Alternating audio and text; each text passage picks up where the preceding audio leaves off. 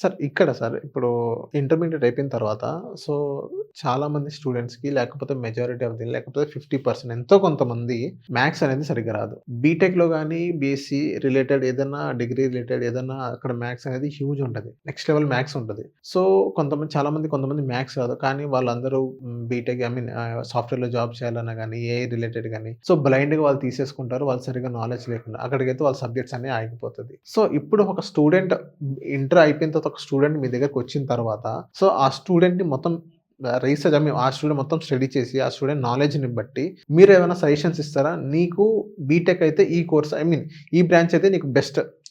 So ఇందులో నీకు maths రాదు. సో మ్యాథ్స్ లేనిది స్కిప్ చేయాలి. ఇప్పుడు ఏదైనా నీకు ఆప్షన్స్ ఉన్నాయంటే ఈ ఆప్షన్స్ ఉన్నాయి. ఈ ఆప్షన్స్‌లో నీకు ఏదంటే ఇంట్రెస్ట్ ఫస్ట్ అయన్నీ ఇంట్రెస్ట్ ఉంటేనే వాడు తీసుకోవాలి. అప్పుడు ఇంకా వాళ్ళు దాని గురించి రీసెర్చ్ చేయడం గాని, దాని గురించి ఇలా చేయడం.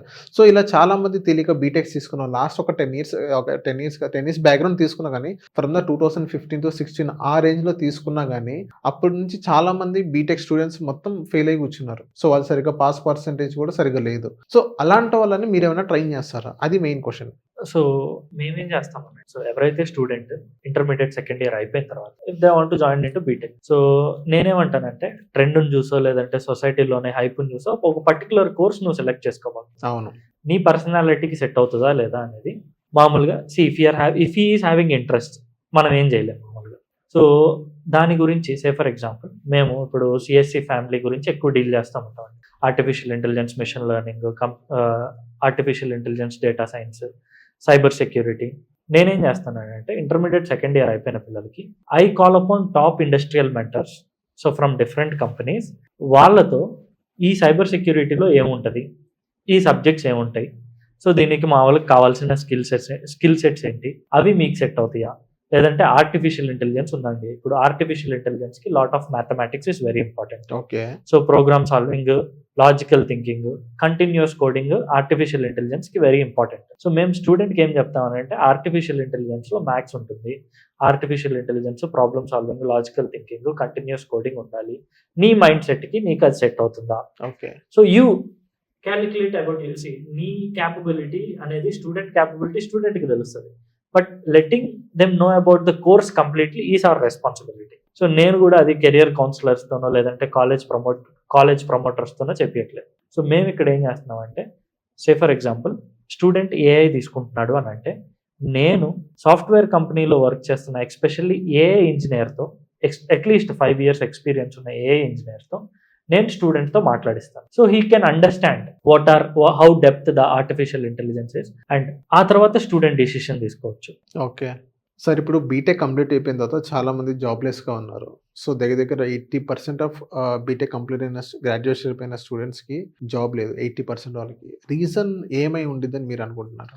Yes sir. India today article ప్రకారం మీరు చెప్పింది నిజమే. ఇండియాలో 80% ఆఫ్ ఇండియన్ ఇంజనీర్స్కి జాబ్ రావట్లేదు due to lack of new age skills.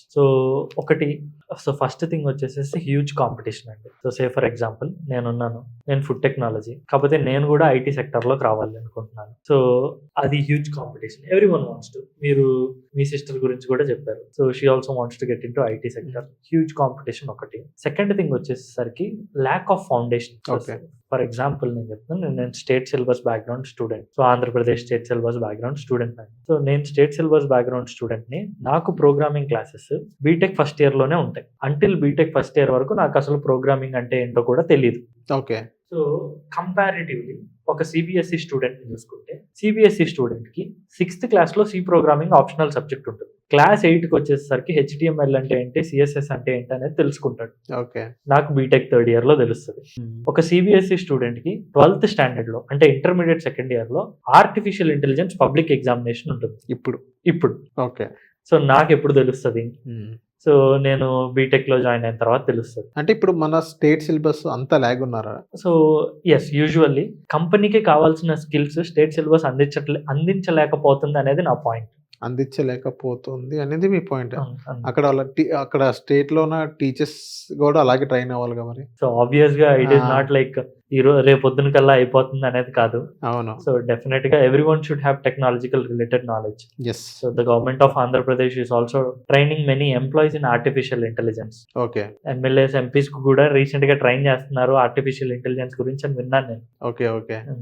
So ఇప్పుడేంటంటే ప్రెజెంట్ ఉన్న సిట్యుయేషన్‌లో సార్ ఇప్పుడు డిగ్రీ అనేది చాలా ఇంపార్టెంటా? లేకపోతే స్కిల్స్ ఇంపార్టెంటా? ఎందుకంటే మా ఫ్రెండ్ డిప్లొమా ఒక్కటే చేశాడు. సో మా ఫ్రెండ్ ఇంకో ఫ్రెండ్ వాడు బీటెక్ కూడా చేశాడు. సో బీటెక్ చేసినోడికి 60,000 వస్తుంది. ఈడికేమో 84,000 వస్తుంది డిప్లొమా చేసినోడికి. సో వీడి దగ్గర స్కిల్స్ నెక్స్ట్ లెవెల్ ఉన్నాయి. కోడింగ్ నెక్స్ట్ లెవెల్ రాస్తాడు. సో వీడు ఉంది కానీ మరీ ఈడంత కాదు. సో మీరేం చెప్తారు?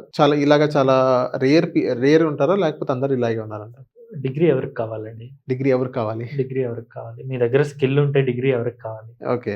So if you are having a particular skill in one sector, it doesn't matter with your degree. Okay. So say for example నేనున్నాను, ఒక డెంటిస్ట్ గురించి మనం రీసెంట్గా, so he has a software engineering కావాల్సిన స్కిల్స్ అతని దగ్గర ఉన్నాయి. సో అతని డిగ్రీ ఏంటి? బీడిఎస్. అతను వర్క్ చేస్తుంది సాఫ్ట్వేర్ ఇండస్ట్రీలో. Okay. So what matters? Why degree matters? అవును. అంతే కదండి. అవును. స్కిల్స్ అనేది చాలా ఇంపార్టెంట్. సో మీరు నేర్చుకున్న స్కిల్సే మీ ఫ్యూచర్ని డిసైడ్ చేస్తాయండి. ఓకే. సో అల్టిమేట్గా మీరు కంప్యూటర్ సైన్స్ ఇంజనీరింగ్ తీసుకున్నారు, నేను సాఫ్ట్వేర్ ఇంజనీర్ అయిపోతాను. నేను అగ్రికల్చర్ తీసుకున్నాను, నేను అగ్రికల్చరిస్ట్ అవుతాను, లేదంటే మామూలుగా అగ్రికల్చర్ ఇండస్ట్రీలో వర్క్ చేస్తాను. అంతా మామూలుగా ఒకప్పటి రోజుల్లో జరిగినాయేమో కానీ ఇప్పుడు ఎవరి దగ్గర స్కిల్స్ ఉంటే వాళ్ళే తోపు. యెస్.